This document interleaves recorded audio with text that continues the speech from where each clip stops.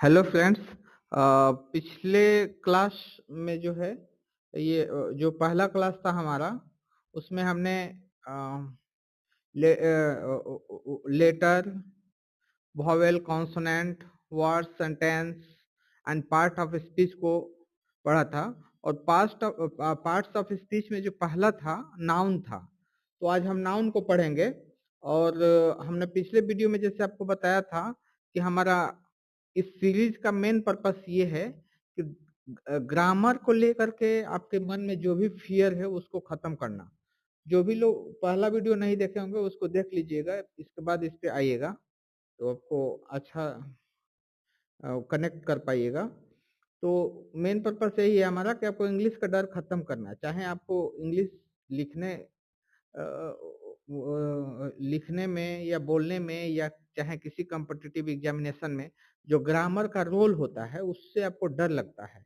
तो इस डर को जो है ग्रामर का जो रोल है ना इंग्लिश में उससे आपको खत्म करना है और आपको जो है एक अच्छे से जो है एक्सप्लेन कर देना है चीजों को कि आपको ग्रामर से डर ना लगे। ठीक है, तो चलिए शुरू करते हैं। तो आज नाउन है।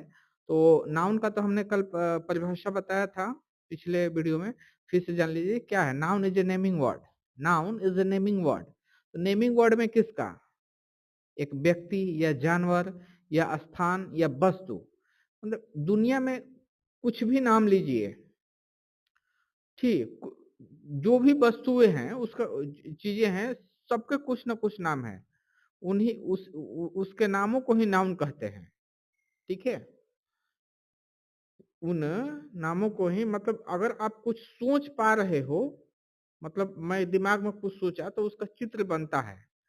ठीक है, और उनका कुछ न कुछ, जैसे कोई भी व्यक्ति होगा, जानवर होगा, स्थान हो गया, वस्तु होगा, तो उसका कुछ ना कुछ जो है नाम होता है। तो जो भी होगा वो नाउन कहलाता है। ठीक है, तो ये आपको रटना उठना नहीं है, बस ऐसे समझ लीजिए। ठीक है, तो आपको दूसरा है कि नाउन का कितने प्रकार के होते हैं। नाउन कितने प्रकार के होते हैं?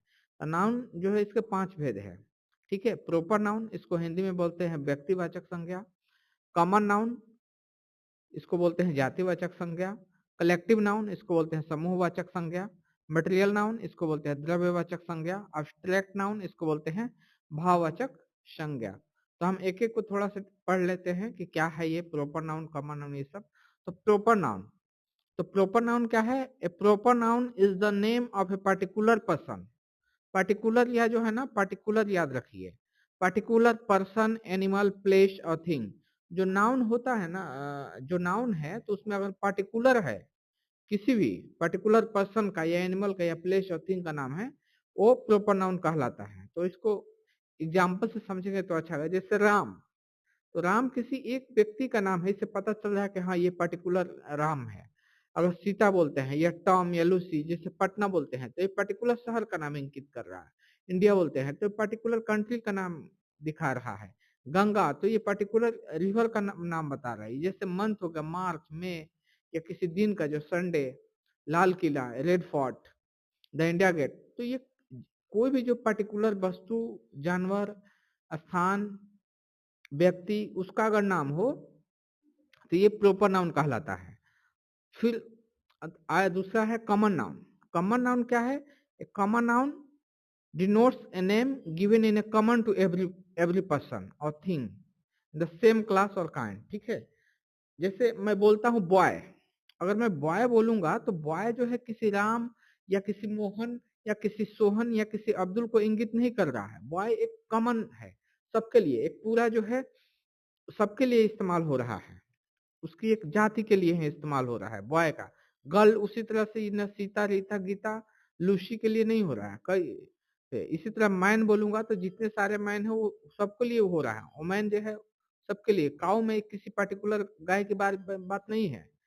डॉग भी तो, डॉग जो एक जाति को इंगित कर रहा है। कैट भी जो है किसी पर्टिकुलर बिल्ली का बात नहीं हो रहा है। तो इस तरह से जो कॉमन जो होते हैं, शब्द होते हैं जो सबके लिए हो, तो उससे पूरी उसकी जाति का बोध हो, पूरी जातीय श्रेणी का बोध हो, उसी को कॉमन नाउन कहते हैं। ठीक है, तो आप समझ गए होंगे। अब ये नोट में जो है बहुत अच्छा से समझा दिया है। देखिए, जैसे सीता और सीता गीता माला, ये क्या है? इससे किसी खास लड़की का बोध होता है, ये 3 लड़कियां हैं। तो ये क्या है? प्रोपर नाउन है। लेकिन गर्ल कहेंगे तो गर्ल में ये तीनों आ जाएगी, सब आ जाएगी लड़कियां। तो गर्ल जो है किसी खास लड़की का ना बोध होकर के किसी भी लड़की का बोध होता है, अतः गर्ल कॉमन नाउन है। ठीक है, आप ये नोट ही पढ़िएगा तो प्रोपर नाउन कॉमन नाउन में जो है डिफरेंस समझ में आ जाएगा। ठीक है, चलिए, तो आशा करता हूँ आप समझ गए होंगे प्रोपर नाउन और कॉमन नाउन क्या होता है। अब ये कलेक्टिव नाउन आपको समझना है। तो कलेक्टिव नाउन क्या है, इसका देख लेते हैं। Collective noun denotes the name of a number of person और thing taken together spoken as a whole. तो ये पूरा जो है समूह का बोध करवाए, ये कलेक्टिव नाउन होता है।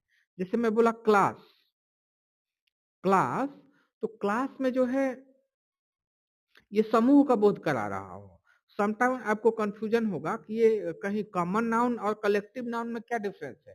तो कॉमन नाउन में अगर मैं बॉय कह रहा हूँ तो किसी बॉय का झुंड का इससे पता नहीं चल रहा है। बॉय मतलब ये नहीं, उससे पता चल रहा है कि कहीं एक जगह पे कोई बॉय इकट्ठे है, उसको डिनोट नहीं करे। बॉय एक जाति का बोध करा रहा है। लेकिन क्लास कह रहे हैं तो मान ली कि आप किसी क्लासरूम में बैठे हैं या कहीं पे, तो वहां पे क्या एक वर्ग में बैठे हैं, तो वहां उस पूरे वर्ग के एक झुंड का संख्या को डिनोट कर रहा है। उसी तरह करूंगा भीड़, भीड़ का मतलब कि क्या हुआ, वहां कई सारे लोग इकट्ठे हुए हैं और वो किसी जाति या विशेष का नहीं है। वो क्या है, उसमें बच्चा भी होगा, ये भी बूढ़ा हो गए, हर तरह के उसमें एज ग्रुप और जेंडर के लोग होंगे। तो वो भीड़ जो होगा ये कलेक्टिव नाउन कहलाए। इसी तरह आर्मी, सेना जो हो गई, वो भी एक पूरे लोगों सैनिकों के समूह को दर्शाता है। टीम बोलता हूं तो अगर टीम क्या है, वो कई सारे खिलाड़ियों का समूह को दर्शा रहा है। फैमिली जो हो गया कई परिवारों के सदस्य को दर्शा रहा है। बंच जो हो गया गुच्छा, जैसे अंगूर का गुच्छा हुआ तो उसमें कई अंगूर जो उससे मिलकर बना है। तो इस तरह से जो कलेक्टिव नाउन जो होता है, इससे व्यक्ति या वस्तुओं के समूह का बोध, आपको बस ये याद रखना, जहां समूह का बोध हो कलेक्टिव नाउन कहलाएगा। ठीक है, वही बात यहाँ पे नोट्स टाइप में करके लिखा है, आप देख लीजिएगा, हो जाएगा। ठीक है, कलेक्टिव नाउन भी मैं आपको बता दिया। अब मटेरियल नाउन समझ लीजिए। ये थोड़ा सा जितना जानते होंगे उसमें हो सकता है कुछ ट्रिकी हो। देखिए, जिसको मापा या तौला जाता है ना, परंतु तो गिना नहीं जाता है, उसे मटेरियल नाउन कहते हैं। ठीक है, समझ में आया? जिसको मापा या तौला जाता है, मापना क्या होता है, मतलब मेजरमेंट लेना। ठीक है, जैसे कपड़ा उपड़ा क्या कहते हो, मापते हो। ठीक, आटा क्या है, तौलते हो। सोना क्या है, तौलते हो। गेहूं क्या है, तौलते हो। सब्जी क्या हो, तौलते हो। दूध क्या हो, ये भी तौलते हो। अब मापते क्या हो, तो कपड़ा हो गया, जमीन हो गया। तो ये क्या हो गया, मटेरियल नाउन होता है। ठीक है, तो ये सारे जो है मटेरियल नाउन के जो है एग्जाम्पल्स है, इसको देख लीजिएगा। वाटर, व्हीट, मिल्क, आटा, फ्लोर, गोल्ड, ये सब जो है। तो थोड़ा सा एक बार एक ग्लांस जो दौड़ा लीजिएगा तो आपको जो है अपने डेली लाइफ की चीजों में जो है, हाँ, समझने में मदद करेगा। अभी मैं देखा था एक छोटी बच्ची का जो है समर वेकेशन, ये विंटर वेकेशन में जो हॉलीडे में जो मिला हुआ था उसको होमवर्क, तो लिखा था कि राइट ऐसे, कोई एक ऐसे लिखिए और उसमें से जो है ना कौन सा प्रोपर नाउन है, पांच पांच जो है कॉमन नाउन, ऐसे ऐसे करके उसमें से छांट के एक चार्ट बनाइए। तो आप समझ सकते हैं। हाँ, छोटे बच्चों को भी आप सिखा सकते हैं अपने, अगर ये सीख लेते हैं तो। फिर ये नोट्स में दे दी गया है, जैसे वुड हो गया मटेरियल नाउन हो गया। ठीक है, लेकिन इससे निर्मित जो होता है चेयर, टेबल, बेंच इत्यादि, ये सब क्या है, कॉमन नाउन है। ठीक उसी तरह से ब्रेड भी क्या है, मटेरियल नाउन है। ब्रेड क्या है, मटेरियल नाउन है। पेपर क्या है, मटेरियल नाउन है, बट बुक क्या है, कॉमन नाउन है। बुक से पूरा ये जाति का बोध हो रहा है। पेपर से क्या हो रहा है कि ये कोई ऐसी पेपर है, उसे मापने तौलने वाला बात है। तो कॉमन नाउन और कलेक्टिव नाउन, मटेरियल नाउन, ये थोड़ा सा एक बार अ, अच्छा से सुन के एक बार देख लीजिएगा, आपको बैठ जाएगा दिमाग। एब्स्ट्रैक्ट नाउन, तो एब्स्ट्रैक्ट नाउन ऐसा नाउन होता है जिसे देखा या छुआ नहीं जा सकता है। देखा या छुआ नहीं जा सकता है, सिर्फ अनुभव किया जा सकता है। An abstract noun is the name of something that we can only think of or feel but cannot see or touch, जैसे गुडनेस, गुडनेस क्या हुआ, अच्छाइया। अगर केवल गुड होगा तो गुड क्या है, एक एडजेक्टिव है, क्योंकि ये विशेषता बता रहा है। ठीक है, गुडनेस अच्छाइया, काइंडनेस जो जिसमें मतलब ये नेस लगा रहा है ना, अगर तो वो समझिएगा कि वो एब्स्ट्रैक्ट नाउन है, जिसमें नेस लगा रहता है एब्स्ट्रैक्ट नाउन हो। ठीक है, ब्यूटी सुंदरता, ट्रूथ सच्चाई, ईमानदारी, ये थोड़ा देख लीजिएगा। ठीक है, weakness, heat, love, foolishness, childhood बचपन, जवानी, स्वीटनेस।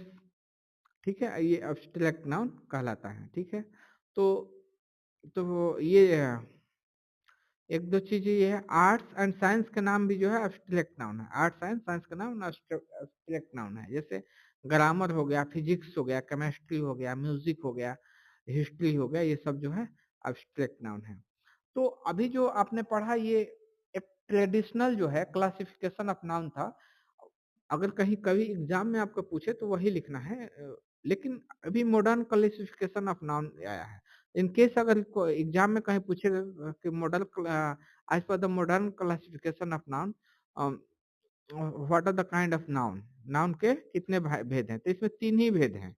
वो जो 5 कैटेगरी था ना, उसी को 3 कैटेगरी में कर दिया है।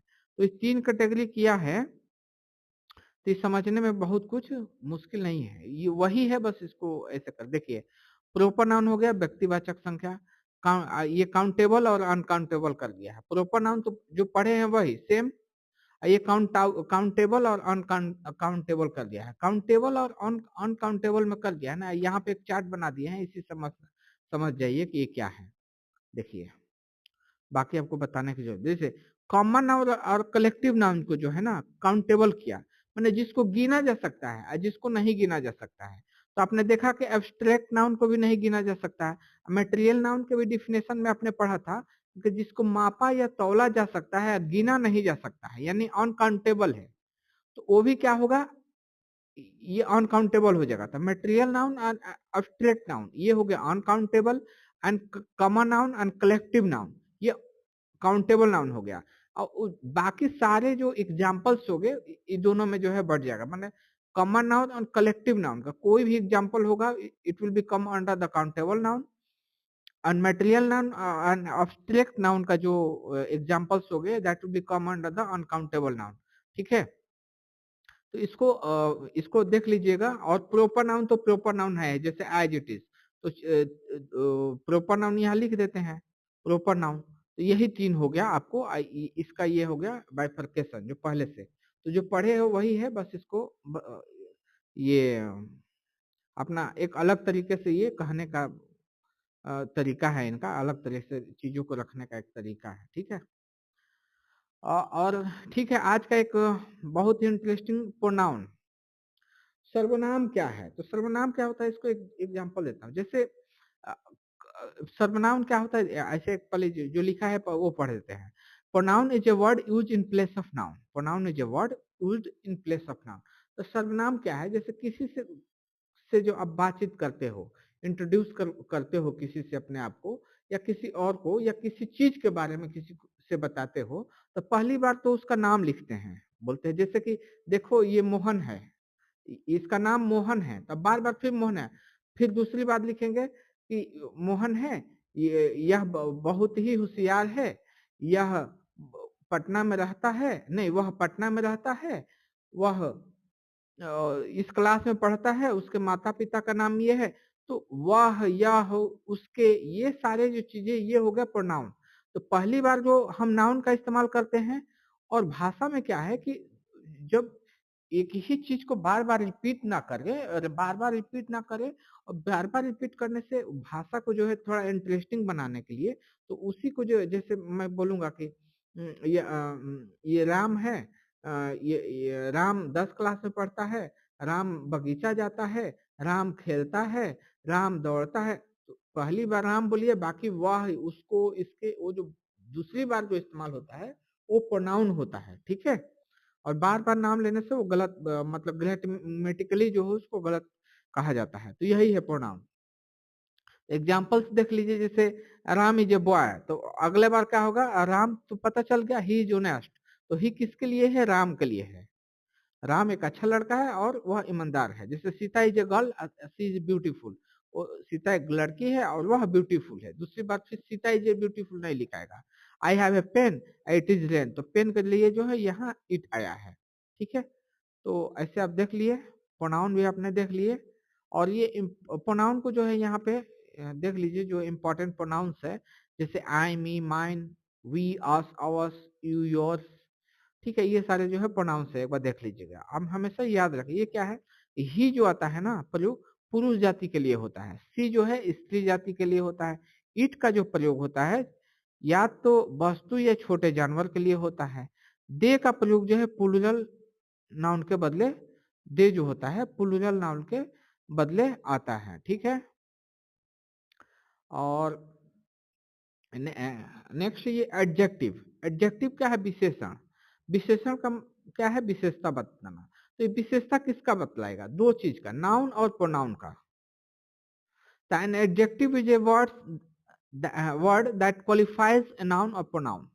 Adjective is a word that qualifies a noun or pronoun. तो ये नाउन और प्रोनाउन की विशेषता बतलाता है, यही एडजेक्टिव कहलाता है। ठीक है, जैसे red, good, bad, strong, sweet, big, tall, short, kind, ऐसे।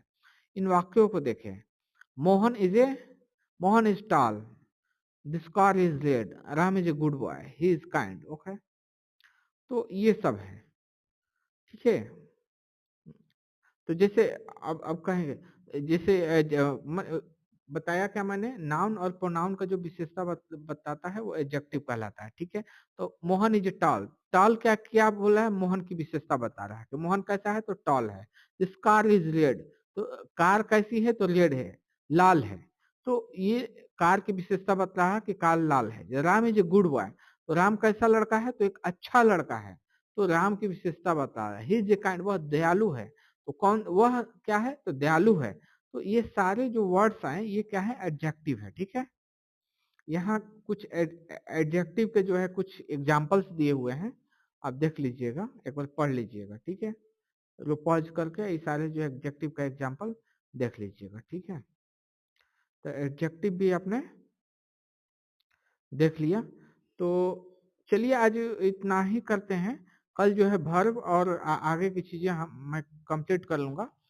ठीक है, तो देख रहे हैं आज कितना दिया, दूसरा दिन ही है, हम एडजेक्टिव तक ने देख लिया और आपको थोड़ा सा कॉन्फिडेंस आया होगा। और आगे जो मान लीजिए कोई भी जो है कॉम्पिटिटिव एग्जाम पढ़िएगा ना, तो आपको एक बेस रहेगा, तो आपको समझने में वहाँ फिर ज्यादा दिक्कत नहीं होती है। ज्यादा लड़कों के साथ दिक्कत ये होती है कि डायरेक्ट जो है किसी भी इंस्टीट्यूट में या कहीं भी जो है किसी भी कंपटीशन के लिए चले जाते हैं, और वो छोटी छोटी बेसिक चीजें वो वहाँ पे नहीं बताते हैं। वो क्या है, थोड़ा सा अपर लेवल की चीजें बताने लगते हैं, और बच्चे समझ नहीं पाते हैं, क्योंकि इनका ये फाउंडेशन जो अभी मैं बता रहा हूँ उनका ये बहुत वीक होता है। तो आप इस गलती से बचिए, पहले इस जो फाउंडेशन को तैयार कर लीजिए। इसके बाद जो हमेशा जो है you will feel easy in English, whether it will be you required to write, speak, or prepare for any competitive examination. ठीक है, thank you so much, meet you in the next session.